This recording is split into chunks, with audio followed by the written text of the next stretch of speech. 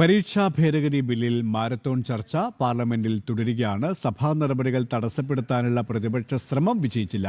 വിശദാംശങ്ങളുമായി ഡൽഹിയിൽ നിന്നുമേ ശ്രീകാന്ത് ചേരുകയാണ്. ശ്രീകാന്ത്, സഭാ നടപടികൾ എങ്ങനെ പുരോഗമിക്കുന്നു? നേരത്തെ പ്രതിപക്ഷത്തിന്റെ ഭാഗത്തുനിന്നും സഭാ നടപടികൾ തടസ്സപ്പെടുത്തുന്നതിനുള്ള ശ്രമങ്ങൾ ഉണ്ടായിരുന്നു. പക്ഷേ ഇപ്പോൾ സമാധാനപരമായി ചർച്ച മുന്നോട്ട് പോവുകയാണ്. മാരത്തൺ ചർച്ചയാണ് ഈ വിഷയത്തിൽ നടക്കുന്നത്. രാജ്യത്ത് നീറ്റ് പരീക്ഷ ചോദ്യപേപ്പർ ചോർന്നതിന് തൊട്ട് പിന്നാലെ ഈ ബില്ല് ഇപ്പോൾ സഭയുടെ പരിഗണനയിലേക്ക് എത്തിയിരിക്കുന്നത്.